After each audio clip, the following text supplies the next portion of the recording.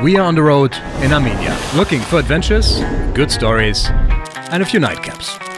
Endlich wieder Mensch sein. In episode 1, we checked out the capital. But there is so much more to discover in Armenia. And I really want to find out if the system-critical Radio Yerevan really existed. So geil, wenn man es mal eilig hat, wa?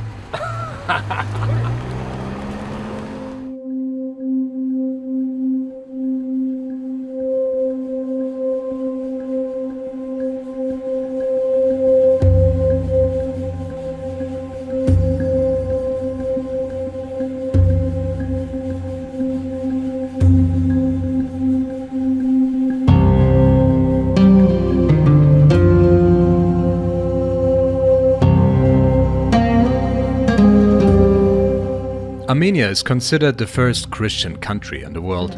Before that, pagan traditions were widespread. Temple Garni is a testimony to this, a relic of ancient times. And a perfect place to hike and chill.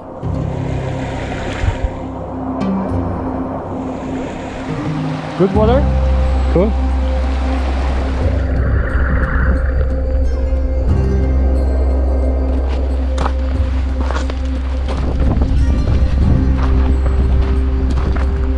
Almost did it. Did like 10 meters or something. I think. But what's really the problem? Well, my undies are wet and I don't know. And you're high? Not yet. Like this is only 10 meters.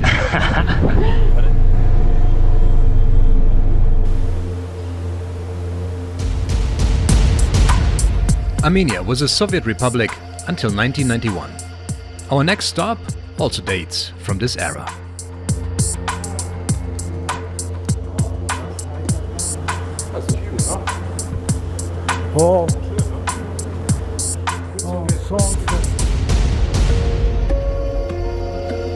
We are at the old Orgoth radio telescope with Garik.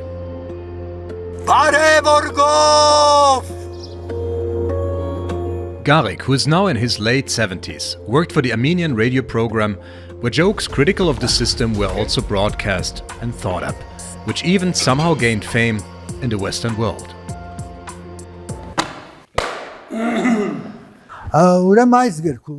Yes, it was a real thing. We worked on these jokes, and this book here contains all the material that we broadcast on the radio.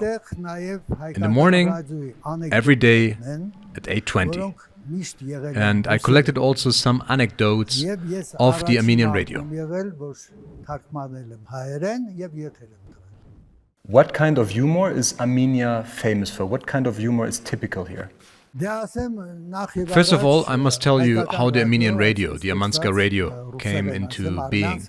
In one of the broadcasts, the host read out the following sentence: in capitalism, people exploit each other. In socialism, it is the other way around.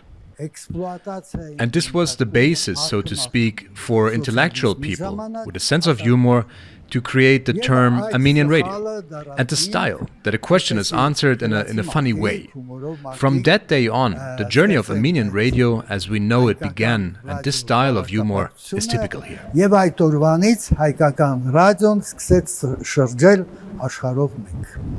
Since then, 85 jokes have been created, Garik tells me, and they have traveled far through the Eastern Bloc and have even come to us in the West. Following this simple pattern, you'll hear now. Armenian radio is asked a question: how do wives worldwide keep their husbands in line? Armenian radio answers: the Italians, with their body; the English, with work; the Spanish, with their beauty; the Russians, with their political party. This is not bad actually. With this anti-Soviet pearl, it is time to say goodbye to Garik and Orgoth.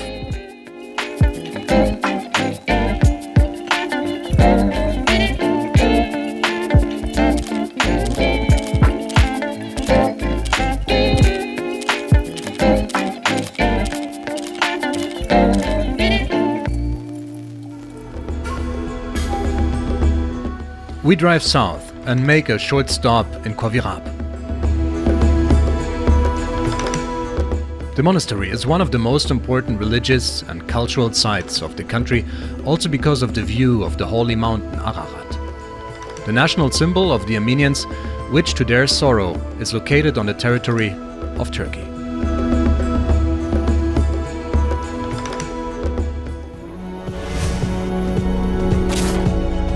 Only 250 km to the south is our next stop, but it turns out this is a really long trip.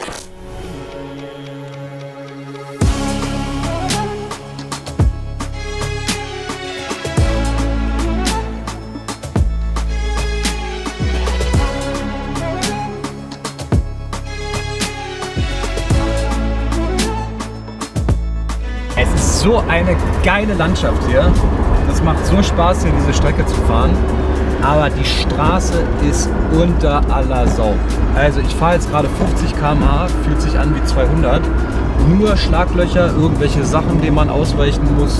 Buckelpiste wie die Sau und LKWs, die aus dem Iran Richtung Norden fahren. Und das hier ist die Hauptschlagader hier für den Verkehr in Armenien. Wahnsinn.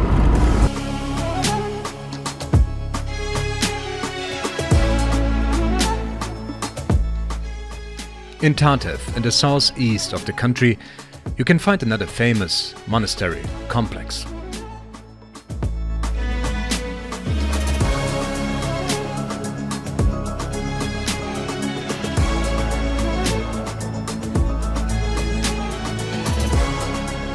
But it is not another cultural site that we were looking for.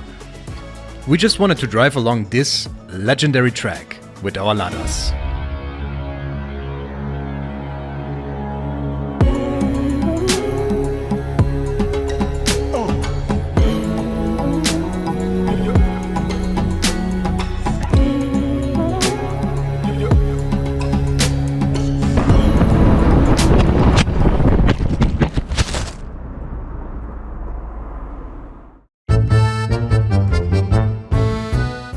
In the next episode, we continue our trip. Lake Yerevan is waiting. Nice setup, yeah. And we learn how to Genats the Armenian way. Genats! And if you like what you see, consider following. We love you guys. Until next time.